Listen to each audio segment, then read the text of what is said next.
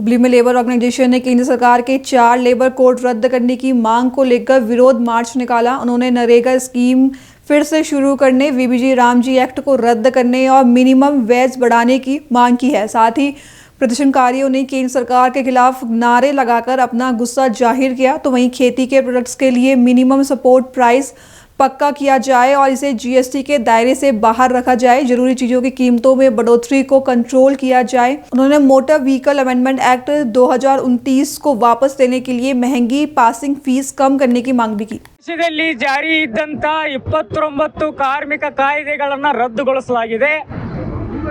ಕೇಂದ್ರ ಸರ್ಕಾರ ಈ ಕಾಯ್ದೆಗಳನ್ನು ರದ್ದುಗೊಳಿಸಿ 4 ಲೇಬರ್ ಕೋಡ್ಗಳನ್ನು ಜಾರಿಗೆ ಮಾಡಿದೆ।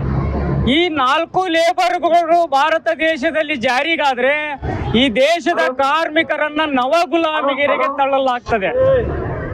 ಕಾರ್ಮಿಕರ ಸಂಘ ಕಟ್ಟುವ ಹಕ್ಕು, ಅವರ ಕೂಲಿಯ ಹಕ್ಕು, ಅವರ ಚೌಕಾಸಿಯ ಹಕ್ಕು, ಅವರ ಬದುಕಿನ ಹಕ್ಕನ್ನೇ ಕಸಿಲಾಗಿದೆ।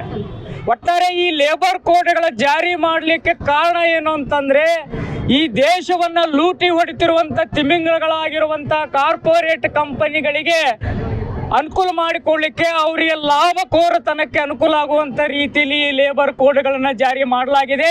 ಈ ಲೇಬರ್ ಕೋಡ್ಗಳು ಸಂವಿಧಾನ ವಿರೋಧಿಯಾಗಿದ್ದಾವೆ, ಪ್ರಜಾಪ್ರಭುತ್ವ ವಿರೋಧಿಯಾಗಿವೆ, ಕಾರ್ಮಿಕರ ವಿರೋಧಿಯಾಗಿದ್ದಾವೆ।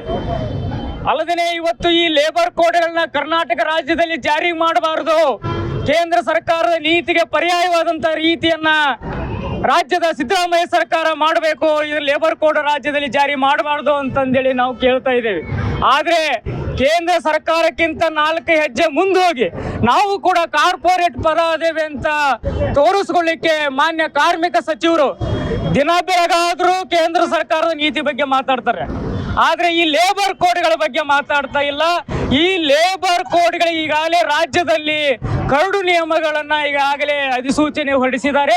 ಹಿಂಗಾಗಿ ಈ ಲೇಬರ್ ಕೋಡ್ಗಳನ್ನ ರಾಜ್ಯದಲ್ಲಿ ಜಾರಿ ಆಗಬಾರ್ದು, ಕೇಂದ್ರದಲ್ಲಿ ರದ್ದಾಗಬೇಕು। ಹಾಗೆ ರಾಮ್ಜಿ ಕಾಯ್ದೆ ರದ್ದಾಗಬೇಕು, ನರೇಗಾ ಮರುಸ್ಥಾಪನೆ ಆಗಬೇಕು ಅನ್ನುವಂಥ ಪ್ರಮುಖ ಬೇಡಿಕೆಗಳಿಗಾಗಿ ಇವತ್ತು ದೇಶಾದ್ಯಂತ ಕೋಟ್ಯಾಂತರ ಕಾರ್ಮಿಕರು ಇವತ್ತು ಮುಷ್ಕರವನ್ನ ನಡೆಸ್ತಾ ಇದ್ದೀವಿ। ಹುಬ್ಬಳ್ಳಿಯಲ್ಲೂ ಕೂಡ ಸಾವಿರಾರು ಜನ ಇವತ್ತು ಮುಷ್ಕರದಲ್ಲಿ ಪಾಲ್ಗೊಂಡಿದ್ದಾರೆ।